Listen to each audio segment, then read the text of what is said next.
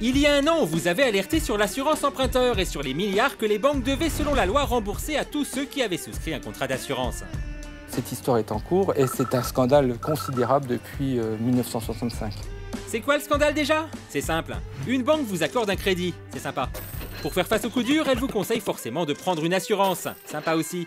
Or, cet argent que vous donnez, ce sont les banques et les assurances qui le gardent. Et ils oublient de le partager avec vous. Et ça, c'est moins sympa, d'autant que cet argent, il fructifie. Or, selon la loi, vous devriez en toucher une partie, entre 40 et 70% du total de la prime d'assurance versée. Une injustice qui est devenue l'un des combats menés par actioncivile.com, une start-up qui propose aux citoyens de saisir la justice par Internet. Pour Jérémy, son fondateur, toutes les personnes qui ont un crédit immobilier ou un crédit à la consommation se font pigeonner par leur banque. Si le risque ne se matérialise pas, à la fin de chaque année, la loi prévoit que les banques doivent reverser une partie de la prime d'assurance aux emprunteurs. Ça s'appelle les bénéfices techniques. On avait même eu droit à une petite démo.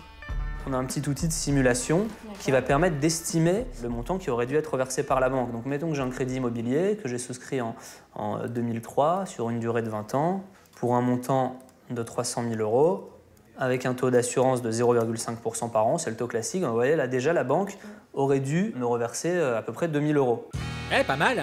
D'autant que si on met bout à bout toutes les assurances emprunteurs, bah ça chiffre. On parle d'à peu près 16 milliards d'euros au global qui devraient revenir aux emprunteurs. Le problème, c'est que les banques, elles n'étaient pas hyper coopératives sur la question. Elle avait essayé, Justine, de les sensibiliser, mais ça prenait pas. Si le risque ne s'était pas réalisé, donc déjà il y a une surprime, donc l'assurance reverse à la banque une somme et l'argent est aussi placé sur les marchés financiers qui génèrent des intérêts qui sont aussi reversés à la banque et que la banque est censée reverser aux emprunteurs. Ça vous dit rien? Ah non, je sais pas où vous avez vu ça. C'est un niveau qui nous dépasse en agence. Il n'y a jamais eu de remboursement par rapport à l'assurance. Moi je sais que nous, ça se fait pas. Mais ça vous paraît farfelu? Ça me paraît pas logique. Le but d'une assurance d'essai, si vous voulez, c'est de prévoir. Si ça se réalise pas, c'est le jeu. À croire qu'elles n'étaient pas pressées de nous rembourser, les banques. Nous n'allons pas faire pour des raisons de délai, entre guillemets, et tout simplement parce que effectivement c'est les vacances scolaires et donc on va avoir du mal à vous trouver les interlocuteurs nécessaires pour préparer ça dans de bonnes conditions. C'est-à-dire, mais c'est fini les vacances? Oui, c'est fini, mais globalement, vous savez, globalement... Ouais, globalement, on voulait pas nous parler. Si elle vous a pas rappelé, c'est que ça ne peut pas être possible, je pense. Si elle m'a pas rappelé, c'est que c'est pas possible, vous pensez? J'imagine, ouais. D'accord. Mais la frilosité des banques, Jérémy et son équipe, ça ne les a pas arrêtés. Bah oui, parce que pour lui, la loi va dans son sens. La jurisprudence la plus forte et définitive, c'est l'arrêté du Conseil d'État qui date de 2012 et qui reconnaît bien le fait que les banques doivent faire participer les emprunteurs aux bénéfices techniques et financiers de l'assurance. En gros, ça veut dire que tous les ans, les personnes devraient toucher une certaine somme si le risque que couvre l'assurance ne s'est pas matérialisé. Jérémy, il a donc lancé une action civile où il encourageait tous ceux qui le souhaitaient à venir s'inscrire sur son site pour faire pression sur les banques et espérer obtenir un remboursement. Il y a un an, plus de 170 000 personnes ont rejoint son action de groupe. Alors Justine, elle s'est dit qu'elle allait prendre de leurs nouvelles. Et surtout des nouvelles du dossier. Et est-ce que vous avez eu des réponses des banques? Oui, alors on a sollicité toutes les banques avec les demandes des plaignants. Chacune nous a effectivement répondu.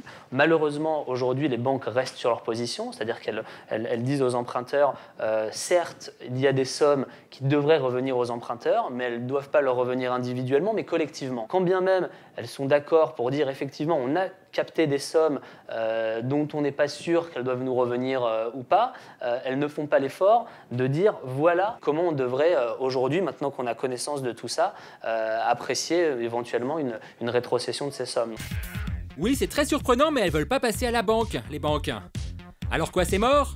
Bah non. Et en plus, il y a un précédent. Et oui, en Grande-Bretagne, les consommateurs, ils ont eu gain de cause. Là, il ne s'agissait pas de remboursement d'une participation aux bénéfices, mais d'un litige de vente forcée sur des assurances emprunteurs. Un pactole de 15 milliards de livres quand même. C'est cette addition de différentes actions de la part d'une part des associations de consommateurs, d'autre part de la FSA, donc des pouvoirs publics, le fait que les médias aussi, qui ont un rôle important à jouer dans cette affaire, diffusent le message, les informations importantes. Cet agrégat d'informations, cet agrégat d'actions et cet agrégat de personnes qui, ensemble, ont œuvré au remboursement a permis à ce qu'on arrive, en 2011, à la décision de rembourser massivement l'ensemble des assurés. C'est environ 3 000 € par personne qui a été remboursée. Ça pouvait être un peu moins, voire beaucoup plus, mais en moyenne, ça a été 3 000 €. Bon bah si ça a marché en Angleterre, if it work in England, pourquoi pas chez nous? Why not here? Qu'est-ce qu'il faut faire alors? What the fuck? Ce qui manque pour que l'affaire avance rapidement, c'est d'abord la volonté politique, c'est-à-dire qu'il faut qu'il y ait des ministres, il faut qu'il y ait des députés qui se saisissent de cette affaire. On l'a pas vu assez aujourd'hui, c'est une affaire qui concerne tous les Français, qui représente des milliards d'euros. Ah mais les politiques, Justine, elle avait essayé de les enrôler l'an dernier, hein, et c'était pas facile. Est-ce que vous êtes au courant que les banques doivent des milliards aux personnes qui ont souscrit un crédit immobilier ou un crédit à la consommation? Les banques doivent de l'argent à des personnes qui ont souscrit un crédit, ce serait pas plutôt l'inverse? Je suis pas courant, non. Je suis pas courant. Ah non, j'ignorais ça totalement. Vous savez pas? Bah non. Ça me dit absolument rien, mais... Rassurez-vous, vous n'êtes pas le seul. Non, mais j'en suis confus. Mais c'est vrai qu'on avait eu des promesses. Est-ce que vous pouvez me garantir que vous poserez une question écrite à ce sujet? Oui, je vous le garantis. Vous m'envoyez une copie par mail? Bien sûr, je vous envoie une copie. Ah, vous vous dites promesse d'homme politique, tout ça, vous n'y croyez pas? Eh bien, vous avez tort. Notre député, il a bien posé la question à l'Assemblée. Alors Justine, elle est retournée le voir pour savoir si ça avait servi à quelque chose. Nous avons relancé et nous n'avons toujours pas eu de réponse à ce jour. Pourquoi pas de réponse? Je ne sais pas. Il y a certains sujets sur lesquels ça va moins vite ou ça n'arrive jamais. Jamais? Ah, ça, non, pas question. Mais que ça puisse prendre du temps, oui, ça c'est possible.